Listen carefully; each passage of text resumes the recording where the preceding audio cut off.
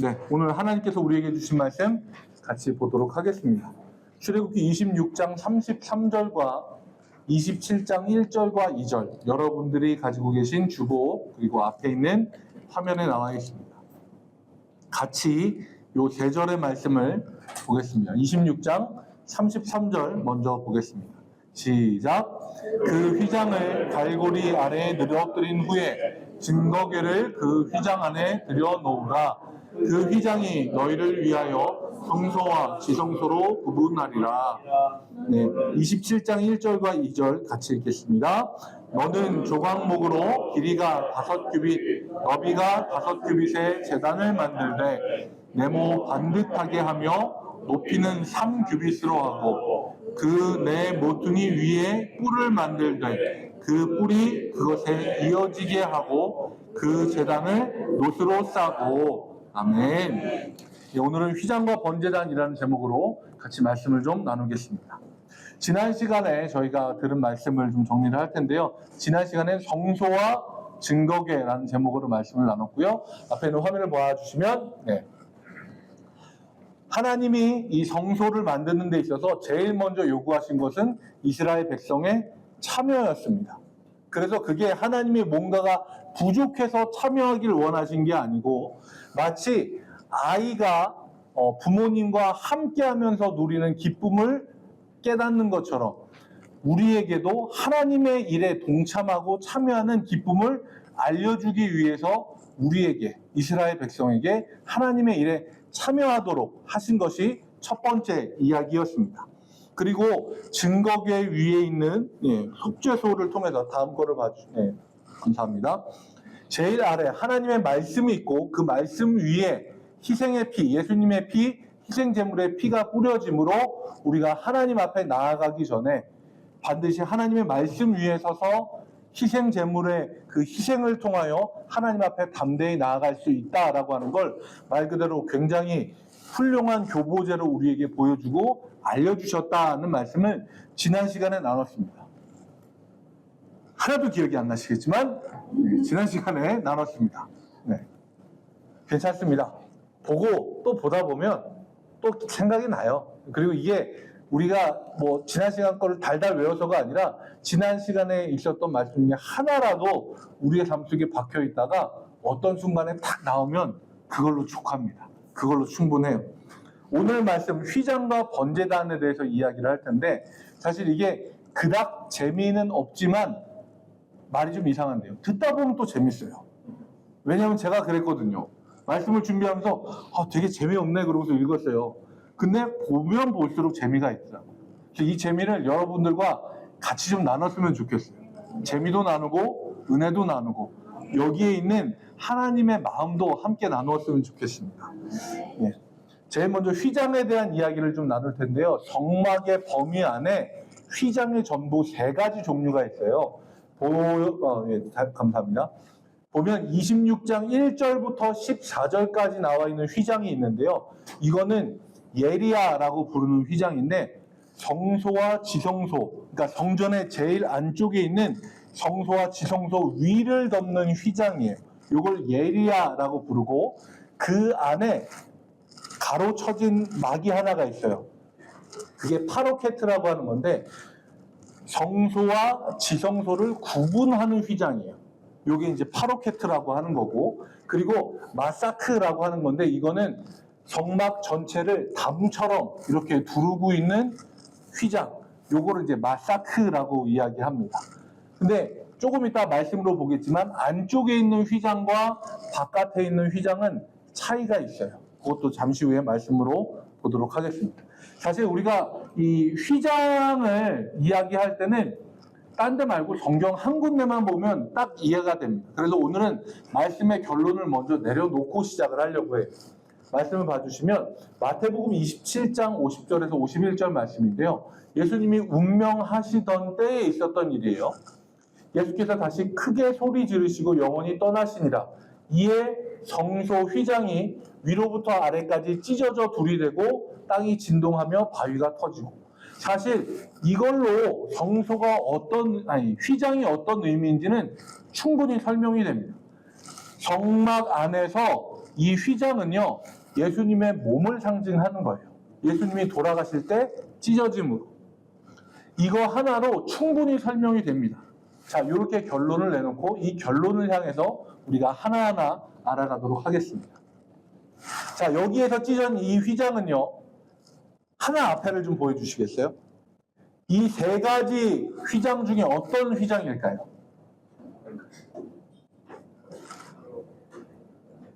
자, 이 세 가지 휘장 중에 몇 번째 휘장일까요? 네, 아유, 네, 다들 눈이 좋으세요. 네. 두 번째 파로케트입니다. 말 그대로 성소 안에 있는데 지성소와 성소를 구분하는 휘장이 찢어진 거예요.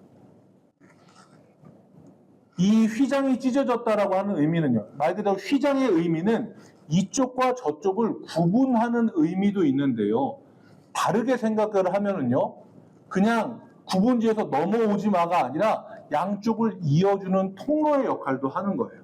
그 휘장 하나만 젖히면 들어갈 수 있는 통로가 되기도 하는 겁니다. 그래서 구약에서는 성소와 지성소를 구분하는 이 파로케트라고 하는 휘장은 어떻게 보면 구별의 의미였는데, 신약에서는 예수님이 자기의 몸이 휘장을 찢으심으로 가로막는 게 아니라 통과할 수 있는 다리, 문의 역할로 이 성소와 휘장을 알아들으시면 되는 겁니다. 자, 성소와 지성소에 대해서 좀 짧게 알아볼 텐데요. 성막으로 이렇게 크게 되어 있는 곳 안에 따로 이렇게 텐트처럼 되어 있는 곳이 성소라고 불리는 곳이에요. 그 안에는 제사장들만 들어갈 수 있습니다. 그리고 그 성소에 제사장이 들어가면 성소라는 곳에는 분향단이 있고 거기 그 촛대를 놓는, 말 그대로 불을 붙여놓는 곳이 있어서 거기에 있는 불을 항상 피워놔야 되고 분향단에서는 항상 연기가 피어오르도록 제사장이 수시로 들어가서 거기에 이 향과 말 그대로 불이 꺼지지 않도록 해야 돼요. 근데 거기에 파로케트로 구분된 안에 지성소라고 하는 곳은요, 지난 시간에 속죄소 얘기를 하면서 잠깐 얘기했지만 1년에 한 번 아무 제사장이나 들어가는 게 아니고 대제사장이 모든 민족의 죄를 사하기 위해서 그 안에 1년에 한 번 들어갑니다. 그래서 뒤에도 이야기하겠지만 거기 들어갈 때는 대제사장도 옷에다가 금 방울을 달고 허리에 줄을 묶고 들어가요. 왜냐하면 혹시나 그 전에 정결의 제사를 다 드리고 들어가지만 거기에서 다 씻겨지지 않은, 제사장이 고백하지 않은 죄가 있는 경우에 제사장이 그 안에서 쓰러져 죽으면 이 사람을 끌어낼 수가 없잖아요. 그래서 방울을 달아놓은 건 이 사람이 움직이는 동안 소리가 계속 들리는 거예요. 살아있구나라고 하는 거 아는 거고, 허리에 줄을 묶은 건 혹시나 하나님이 치셔서 이 사람이 죽으면 이 사람을 끄집어내기 위해서 줄을 묶고 들어간, 어떻게 보면 굉장히 두려움의 공간입니다. 대제사장도 1년에 한 번 들어가는데 들어갈 때마다 죽을 각오로 하고 들어가야 되는 거예요. 그런 공간이 지성소와 성소입니다. 그리고 우리가 33절 말씀을 보면요, 이렇게 되어 있습니다. 그 휘장이 너희를 위하여 성소와 지성소를 구분하리라 라고 되어 있어요. 자, 그런데 파로케트, 지성소를 가리는 그 휘장이 우리를 위해서, 이스라엘 백성을 위해서 거기를 가로막고 있다라고 이야기하는 거예요. 왜냐하면요, 사무엘상 6장 19절 말씀을 보면 벳세메스에 있는 사람들이 하나님의 괴가 궁금해서 그걸 들여다봤거든요. 그랬더니 그 자리에서 70명이 하나님에게 침을 받고 목숨을 잃는 일이 일어났어요. 말 그대로 아까 이야기했듯이 이 지성소, 하나님의 증거궤가 보관되는 곳은 두려움의 공간이었어요. 죄 없이 하나님 앞에 나아가야 되는데 죄를 가진 사람들이 단순하게 궁금함으로 들여다봤다가 죽을 수도 있기 때문에, 그래서 거기를 가려놓는 거예요. 그래서 너희를 위하여 이 휘장이 있다라고 하는 거죠. 그런데 이게 두 가지 의미인 게, 아까 이야기한 것처럼 이때는 우리를, 그 백성들을 위해서 혹시나 부지 중에 모르는 죄 때문에 죽을까봐 가려놨는데, 신약에 와서는 예수님이 그 휘장을 열어서 말 그대로 하나님께 나아갈 수 있는 다리와 문이 되어주셨잖아요. 그래서 너희를 위해서라고 하는 말이 두 가지 의미로 쓰여지는 거예요.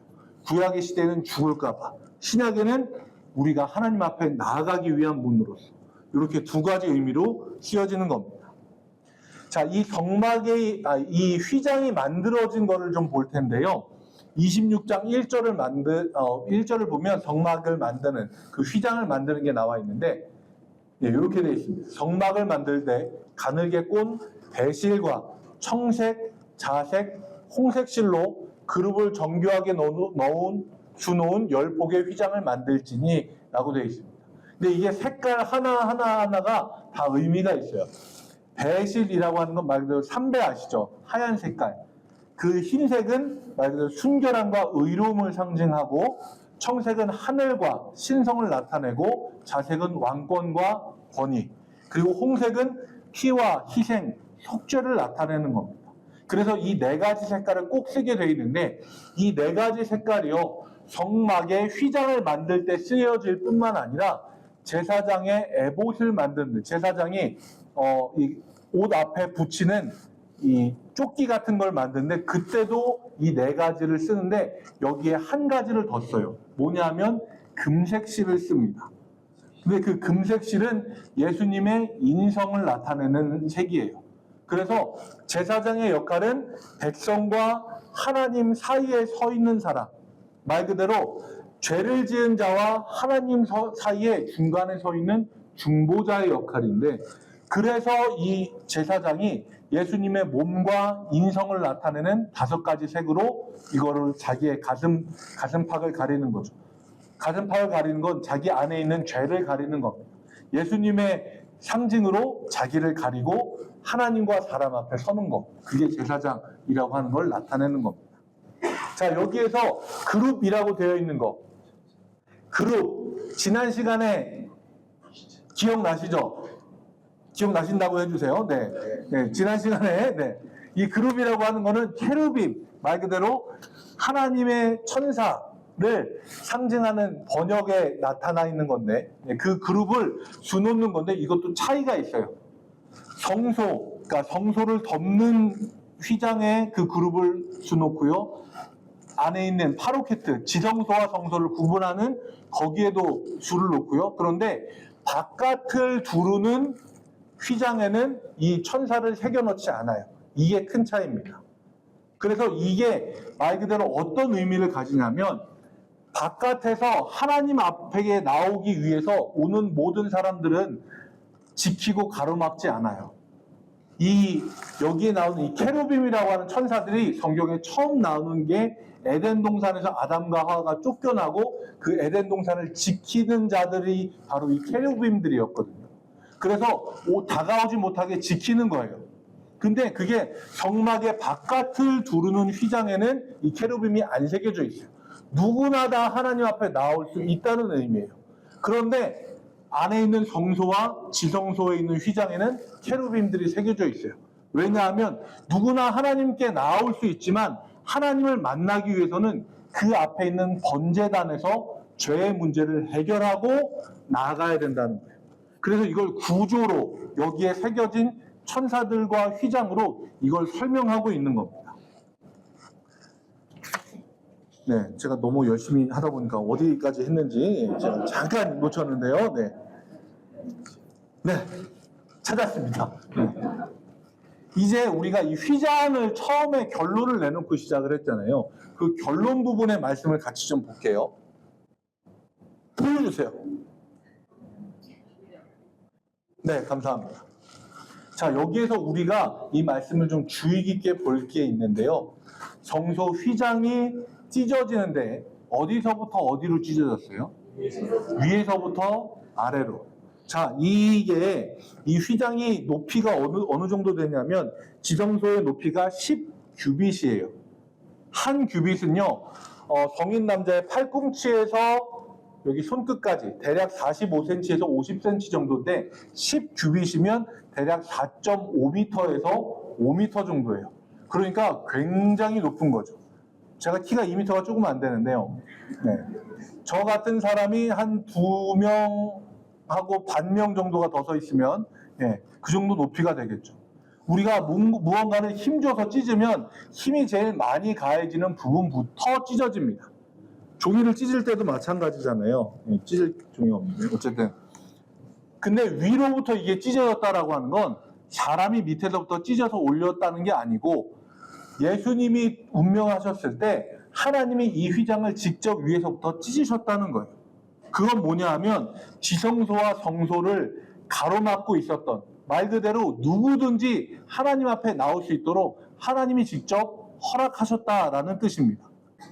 그것도 완전한 제사를 통해 예수님이라고 하는 죄 없으신 분이 세상의 모든 죄를 다 지고 사람들의 모든 죄를 다 없이 하는 온전한 희생 제사를 통해서 하나님 앞에 나올 수 있도록 하나님이 직접 그걸 허락해 주셨다라고 하는 걸 휘장이 위에서부터 아래로 찢어진 것을 가지고 이야기하는 거예요. 자, 그리고 휘장이 위에서부터 아래로 찢어졌고 이게 찢어져서 끝에가 조금 남았나요? 아니면 완전히 찢어졌나요? 완전히 찢어져서 둘이 됐어요. 자, 여기에서 긴급 질문인데 조금 민망한 질문인데 잘 생각하고 대답해 주시면 됩니다. 사람의 엉덩이는 두 쪽일까요? 한 쪽일까요? 이게 사실 굉장히 사람들이 혼란스러워하는 질문이긴 하거든요. 엉덩이는 한 개일까요? 두 개일까요? 라고 하는 질문이에요. 여러분들은 한 개라고 생각하세요? 두 개라고 생각하세요? 이게 사람들이 주장이 다 달라요.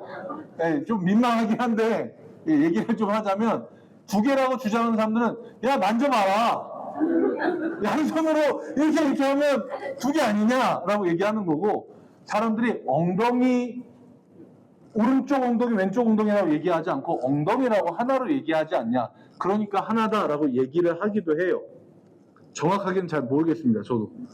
제가 엉덩이에 저기를 내리는 사람이 아니기 때문에 잘 모르겠지만 저는 적어도 그건 알아요. 우리가 둘로 나누려고 하다가도 무언가라도 연결되어 있고 붙어 있으면 그건 우리가 하나라고 봅니다. 나눠지기 전까지는. 엉덩이를 비교해서 계속 이상한 생각이 들지만 휘장입니다. 엉덩이가 찢어진 게 아니고 휘장이 찢어진 거예요. 휘장을요 하나님 위에서부터 아래로 찢으셨어요. 근데 이게 어설프게 끝까지 남아있어서 간신히 붙어있는 게 아니라 완전히 찢어서 둘로 됐어요. 이건 뭐냐 하면 다시는 하나로 합치지 못한다는 이야기입니다. 일부 예배 들으시는 분들은 알 거예요. 목사님들이 성찬을 집례하실 때 빵을 손에 들고 두 쪽으로 나누죠. 그리고 아마 자세히 보면 이 빵이 잘려진 단면이 서로 붙어있지 않게 서로 떨어뜨려서 놔요. 일부 예배 참여하시는 분들은 이번 주부터 보시면 됩니다. 이거 붙여놓으시는 분들은 잘못된 거예요. 찢어서 이걸 다시 붙여서 그 자리에 놓지 않아요. 찢은 상태로 그 단면이 보이게 놓거나 서로 붙어있지 않게 두어요. 왜냐하면 하나님이 완전하게 나누셨고 그 길을 다시 합쳐서 없이할 수 없기 때문에 그래요.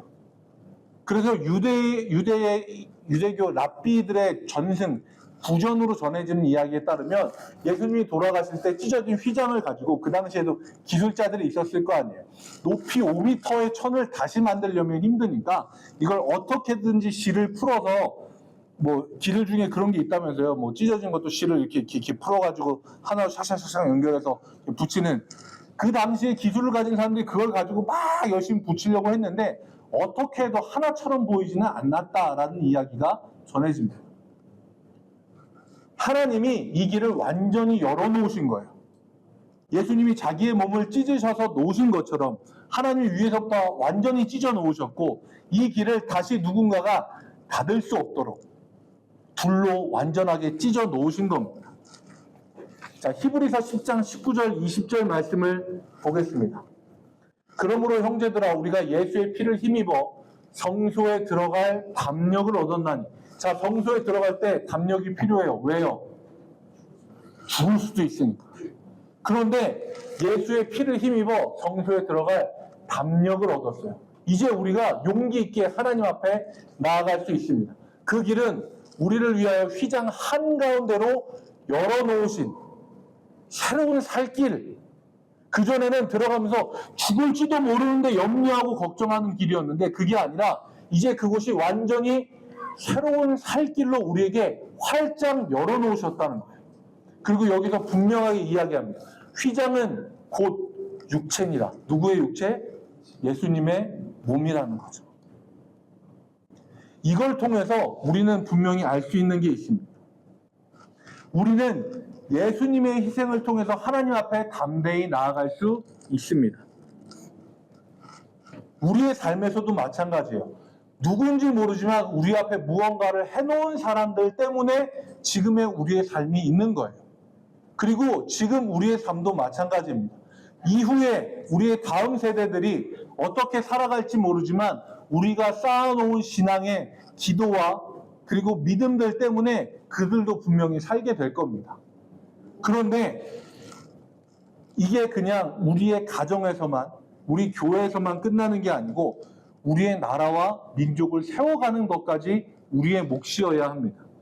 저는 여러분들이 그래서 항상 나라와 민족을 위한 기도를 꼭 좀 해주셨으면 좋겠어요. 제가 수요일날 예배를 드리고 설교를 하고 마지막에 기도를 할 때 말씀을 붙들고 그 다음에 기도하는 건 2개 중에 하나예요. 그 전까지 기도해 오신 분들은 아시겠지만 특별한 기도 제목이 있을 때 제외하고 구원받지 못한 가족들을 위해 기도하는 것 아니면 나라와 민족을 위한 기도입니다. 지금 우리가 어떻게 살아가느냐에 따라서 우리 이후의 세대들의 삶이 달라지는 거예요.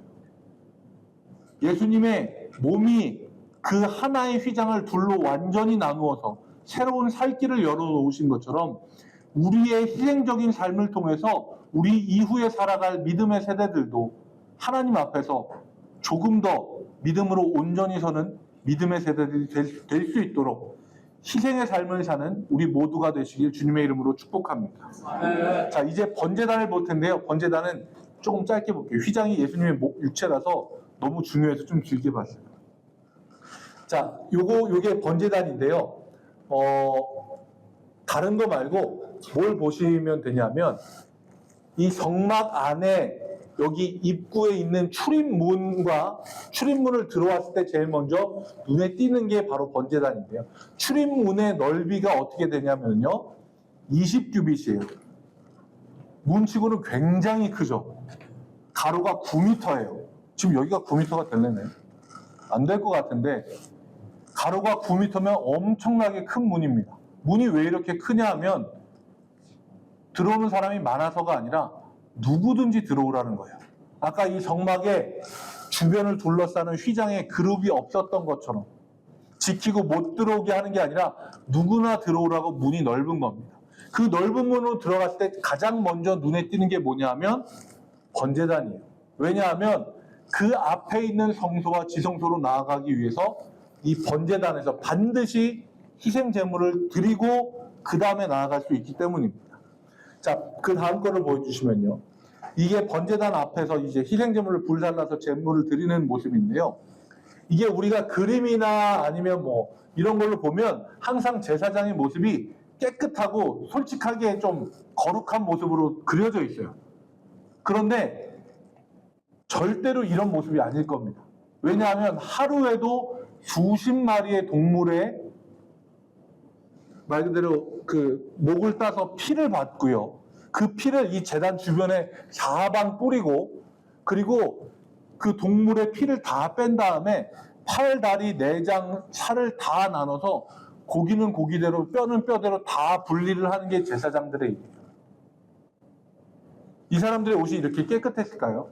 아니요. 아마 속된 말로 피칠갑을 하고 있는 모습일 겁니다. 들어가자마자 아마 굉장히 무섭게 보였을 거예요. 그런데 이스라엘 백성들이 이 제사장의 모습과 그 앞에서 생명이 끊어지는 그 동물들의 모습을 보면서 무엇을 제일 먼저 느꼈을까요? 자기의 죄의 무거움입니다.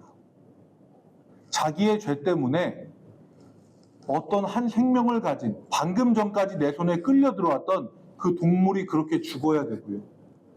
내 죄 때문에 이 사람은 하루 종일 그 뜨거운 땡볕이 비치는 그 광야 한가운데서 물론 위에 구름 기둥이 있었겠지만 그곳에서 동물의 더운 피를 뒤집어 쓰면서 그 일을 하루 종일 하고 있어야 되는 거예요. 그 모습을 보면서 자기의 죄의 무게를 느끼는 거예요. 이 단에 대해서 잠깐 먼저 좀 살펴볼 텐데요. 출애굽기 27장 1절 말씀입니다. 보면 너는 조각목으로 만들라라고 되어 있거든요. 이 조각목이라고 하는 건 히브리 말로 쉬팀이라고 하는 나무고, 성경의 다른 번역에 보면 시딤 나무라고 되어 있기도 하고, 새 번역으로 보면 아카시아 나무로 이야기합니다. 그런데 우리나라에 있는 아카시아 나무하고는 다른 종류예요. 아카시아과 나무긴 한데 다른 나무예요. 이 나무의 특징은 뭐냐면요, 가지가 제멋대로이고 굉장히 많이 휘어져 있어요. 제가 사진 하나 넣어놨을 것 같은데, 예, 이게 대표적인 조각목 시딤나무라고 하는 나무입니다. 이게 목재로서의 가치가 굉장히 없어요. 목재는 말 그대로 길고 멋있게 쭉 뻗어 있고, 말 그대로 가지도 좀 많이 없어서 이게 잘라놓고 어떤 모양이든지 그 안에 착착착착 만들어낼 수 있어야 목재로서의 가치가 있는데, 이 조각목이라고 하는 나무는요, 바람에 맞고 광야의 모래바람에 맞아서 모양이 제각각으로 휘어져 있는 데다가 그 속에서 버텨내기 위해서 뿌리가 엄청 깊게 돼 있어요.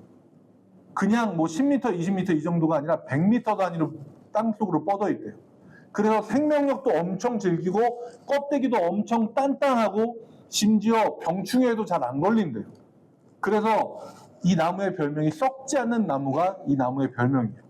근데 이 나무를 가지고 널판지를 만들어서 이 번제단을 만들어야 되는 거예요.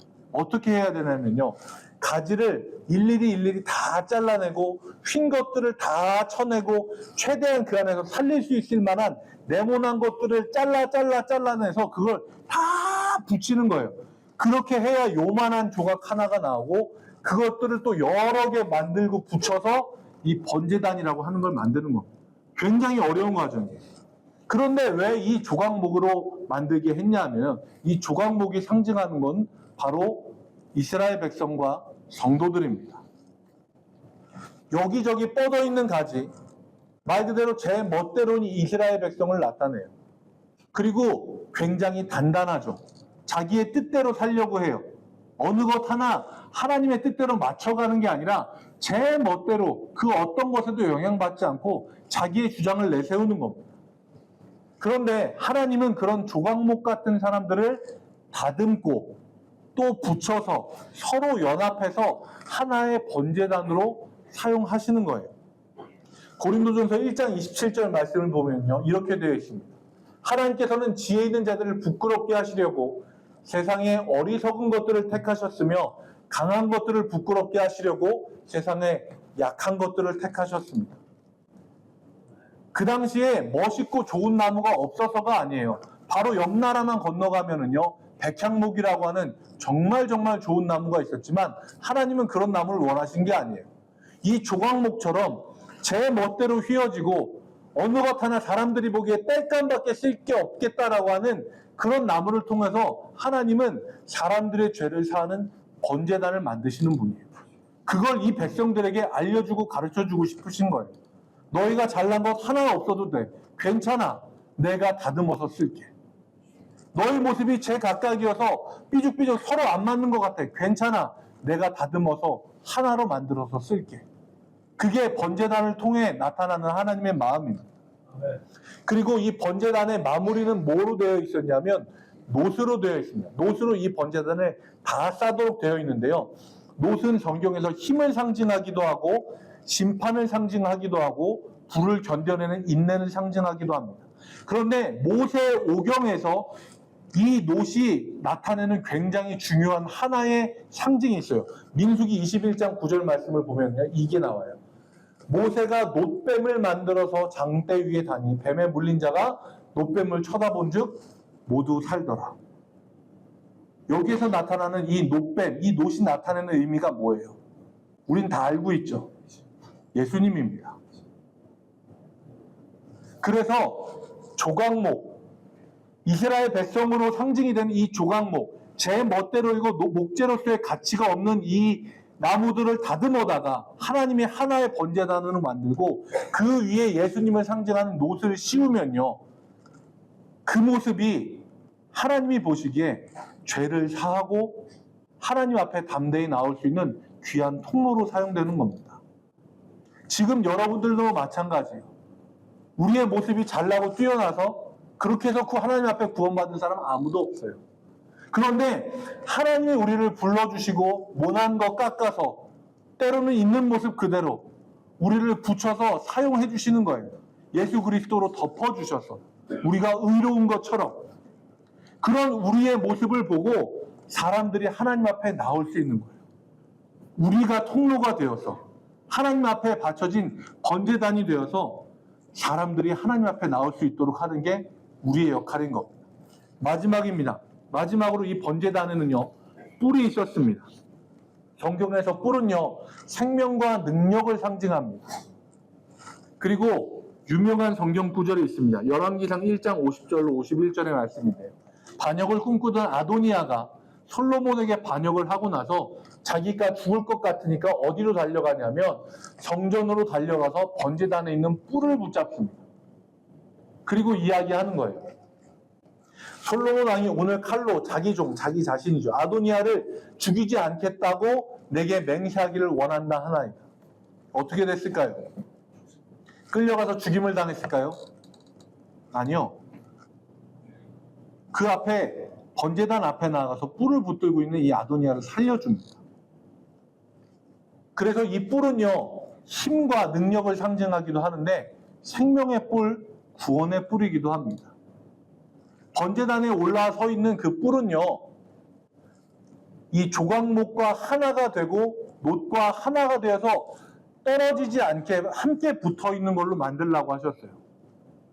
왜냐하면 조각목 같은 우리에게 예수님의 능력이 덮여지고 세상 가운데 뿔처럼 들려지면요, 우리의 모습을 통해 우리를 붙들고 많은 이들이 하나님 앞에 구원의 자리로 나오게 되기 때문입니다. 오늘 말씀을 정리하겠습니다. 휘장은 예수님의 몸입니다. 휘장은 위로부터 아래로 둘로 완전히 찢어짐으로 예수님을 통해 하나님 앞에 나아갈 수 있는 길을 열어주셨고 휘장이 곧 예수님의 몸이라는 걸 알게 해주셨습니다. 그래서 휘장의 궁극적인 상징은요, 희생입니다. 자기 몸을 찢으면 막혔던 것이 문이 되고 통로가 되는 겁니다. 그리고 번제단은 재료가 우리들, 성도들입니다. 조각목처럼 제각각인 모습을 하나님이 다듬어서 하나가 되게 해주시고요. 예수 그리스도로 덮어주셔서 하나님 앞에 나아갈 수 있는 번제단으로 세워주셨고 그 위에 뿔과 같이 올라온 우리의 모습들을 통해서 세상 사람들이 그 뿔을 붙들고 하나님의 구원의 반열에 함께 나아갈 수 있도록 해주시는 겁니다. 장자일교회 성도 여러분, 하나님은 성경의 모든 부분을 통해서 하나님의 마음과 뜻을 우리에게 알려주십니다.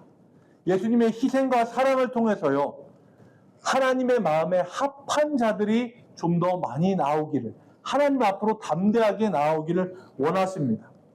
그 하나님께 우리의 삶으로 영광을 올려드리고 삶의 한가운데 구원의 뿔이 온전히 세워지는 은혜가 있기를, 그런 여러분들이 되시기를 주님의 이름으로 축복합니다.